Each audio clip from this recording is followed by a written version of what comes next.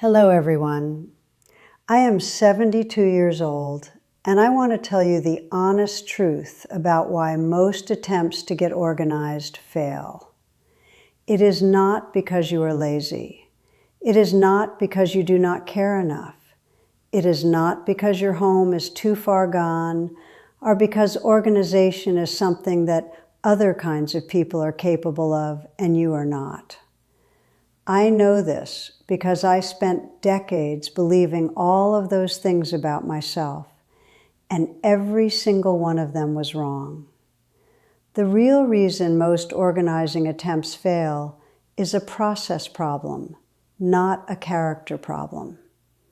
People skip straight to the organizing part without doing the steps that come before it, and then they wonder why the containers they bought are not solving the problem, and why the drawer they sorted in January looks exactly the same by March. I have done this myself more times than I can count. What I want to share with you today is the process that actually works. 5 steps in the right order that have transformed my home and my relationship with it. Not a quick fix, not a product recommendation, a genuine process that produces genuine results, one small project at a time. And I want to be honest from the beginning. This process respects the reality of being in this chapter of life. We are not talking about a weekend overhaul. We are talking about a sustainable approach that works with your energy and your pace, not against it. Step 1. Write everything down before you touch a single thing. This is the step that most people skip, and skipping it is why most organizing attempts fail before they really begin. When we decide we want to get organized, the impulse is to start, to grab something and put it somewhere else, to pull everything out of a drawer and deal with it. This feels productive. It is almost never the right way to begin. Before you touch a single object in your home, sit down with a piece of paper and write down every area you want to organize. Not every room as a single item, but every specific area within each room. Not organize the kitchen, but the junk drawer, the upper cabinets, the lower cabinets, the pantry shelf, the space under the sink. Not deal with the bedroom, but the wardrobe, the chest of drawers, the bedside table, the shelf in the closet. Every individual area gets its own line on the paper. This exercise does 2 things that no amount of physical organizing can do. First, it moves the goal out of your head and onto paper, which makes it real in a way that it was not before. A thought about wanting to be more organized stays fuzzy and vague and easily pushed aside. A written list of specific named areas that need attention is a plan. Second, it shows you the actual scope of what you want to accomplish, which means you can stop being overwhelmed by a vague sense of everything and start being realistic about tackling one specific thing at a time. Each item on your list should represent no more than 30 to 45 minutes of work. If an area feels larger than that, break it into smaller parts. Not the whole wardrobe, just the hanging clothes. Not the whole kitchen cabinet, just the lower shelf. The smaller and more specific each item on your list, the more manageable the whole project becomes, and the less likely you are to procrastinate indefinitely. Tell me in the comments, have you ever started organizing your home without a written plan? And if so, how far did you get before it felt overwhelming? I am asking honestly because I think most of us have been there, and naming it helps. Step 2. Schedule a specific date and time for the first item on your list. Writing the list is step 1. Choosing one item from the list and putting it in your calendar is step 2. and it is just as important. A list without a schedule commitment is still just a wish.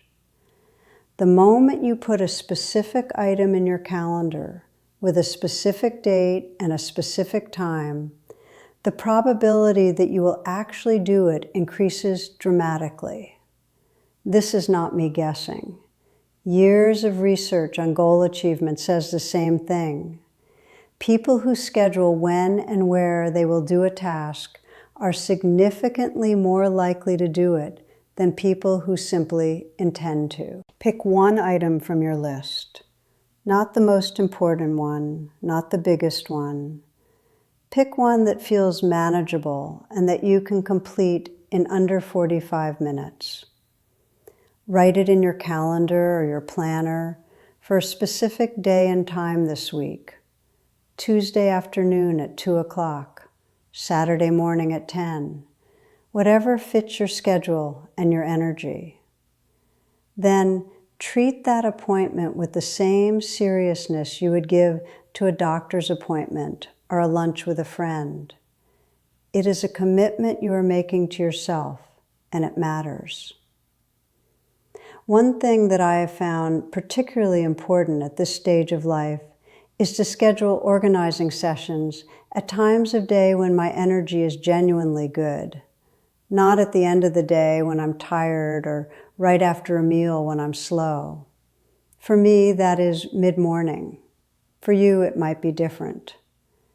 But the choice of timing matters because organizing requires decision-making, and decision-making requires mental energy. Schedule accordingly. If you are finding this useful and are not yet subscribed, please subscribe now. I share practical, honest guidance about organizing and maintaining a home at this stage of life every single week, and I would genuinely love for you to be here for these conversations. Step 3. Use the 5-minute rule to get yourself started every single time. I have written lists. I have scheduled appointments with myself. And I have still, on many occasions, sat looking at my planner at the appointed time and found every possible reason not to begin. This is not a failure of character. It is the way human minds work.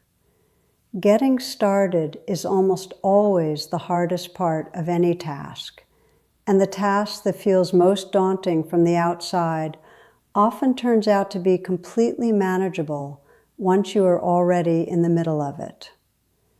The tool I use to overcome this is what I call the 5-minute rule. When the scheduled time arrives and the resistance to starting is real, I tell myself this: I only have to do this for 5 minutes. Not for 45 minutes, not until it is finished. 5 minutes. I can do 5 minutes. Anyone can do 5 minutes. I set a timer for 5 minutes and I begin. I open the drawer, or I start on the shelf, or I pull out the first thing from the area I have chosen. And what happens almost every single time is that after 5 minutes, the resistance is gone. The momentum of having started carries me forward. The task that felt impossible from the outside reveals itself to be entirely manageable from the inside. And I keep going well past the 5-minute mark with no sense of reluctance at all. This is not always what happens. Sometimes the 5 minutes is genuinely all I have that day, physically or mentally, and I stop at 5 minutes. And on those days, 5 minutes is still more than 0. 5 minutes of progress on the junk drawer is the junk drawer 5 minutes closer to being done. Good enough is always better than not started. Progress is always better than the perfect plan that never gets executed.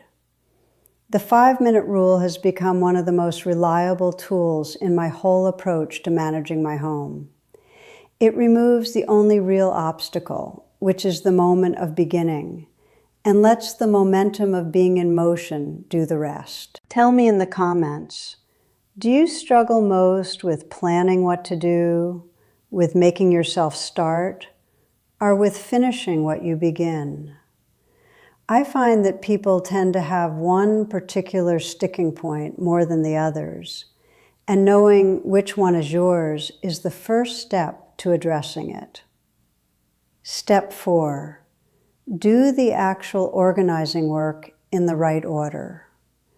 The first 3 steps are all about getting to this point with the right mindset and the right plan. Step 4 is where the physical work actually happens. And even here, the order in which you do things matters more than most people realize. Take everything out of the area you are working on. Not some things, everything. The whole drawer onto the table. Everything off the shelf. The entire contents of the section you are organizing laid out where you can see it.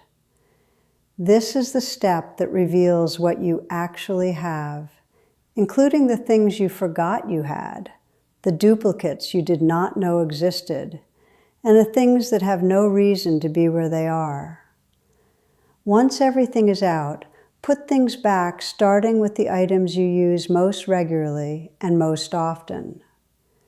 This is the most important principle of practical organizing. The things you reach for most frequently should be the most accessible, requiring the least effort to get and the least effort to return. As you put things back, you are naturally sorting by relevance. What you use every day goes back. What you use sometimes goes back. What you have not used in over a year goes into a bag to leave the house. This is where the decluttering happens, not as a separate project scheduled for another day, but as a natural part of putting things back in priority order. When everything has been sorted by how often you actually use it, you will find that a meaningful amount of what came out does not need to go back in. These are the things that have been living in your home, costing you space and management effort without giving you anything in return. Every single one that leaves takes a small weight off the home. Work through one area, complete it fully, and then stop. Do not move on to the next drawer or the next shelf that same day unless you genuinely have the time and energy. The discipline of one project at a time, completed fully, produces better results than ambitious starts on multiple areas that each end up half done. Step 5. Complete the cycle before you consider yourself finished. This is the step that makes the difference between organizing that lasts and organizing that slowly unravels over the following weeks. Completing the cycle means not stopping until every piece of the work is actually done. Not just the sorting, but the dealing with whatever came out of the sorting. When you take everything out of a drawer and put back the things you are keeping, there will be things left over, things that belong elsewhere in the house, things to donate, things to discard, things you are not sure about. The temptation is to put all of these things in a bag or a box to be dealt with later, and to consider the drawer project finished now that the drawer itself looks good. Do not do this. This is what creates the shuffled clutter that moves from room to room without ever actually leaving the home. The bag of things from the drawer becomes a pile in the corner. The pile in the corner eventually gets moved to a closet. The closet becomes a place where unresolved decisions live forever. Completing the cycle means that before you walk away from the project, you have dealt with everything that came out of it. Things to donate go directly into a bag by the front door, ready to leave the house. Things that belong in another room go to that room now, not later. Things to discard go in the bin. The things you are genuinely unsure about, get one more decision before you finish. Do you have any realistic expectation of needing or wanting this in the next year? If the honest answer is no, it goes in the donation bag. If yes, find it a proper home. When the project is done, the area you organize should look noticeably better, and the rest of your home should look no worse than before you started. That is the full completion of the cycle. That is what done actually means.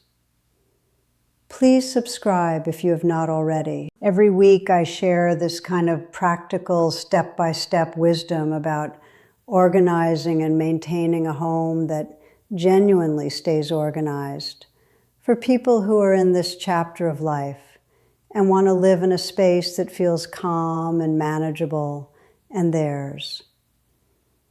One more thing I want to say, because I think it matters enormously at this stage of life specifically.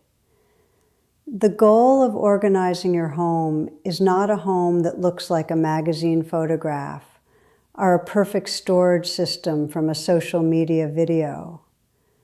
The goal is a home where you can find what you need, where things have logical homes that make them easy to put away, and where the maintenance required to keep things in that state fits comfortably within your daily energy and your daily time.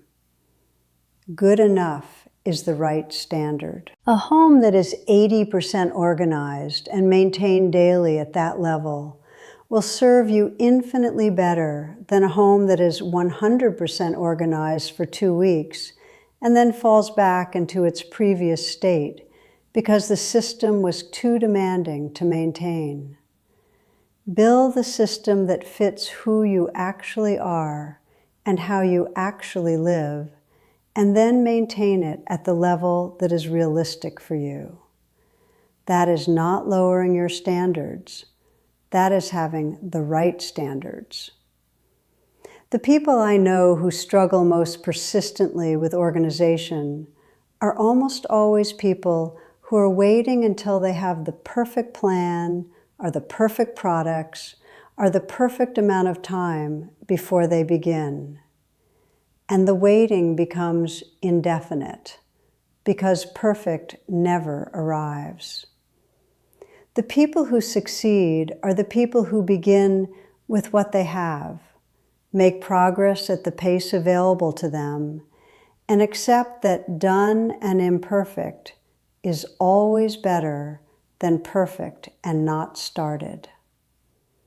You deserve an organized home. You deserve to be able to find what you are looking for, to live in a space that does not require constant management to stay at a reasonable level of order, and to feel the particular peace that comes from knowing where things are and having a home that is genuinely under control.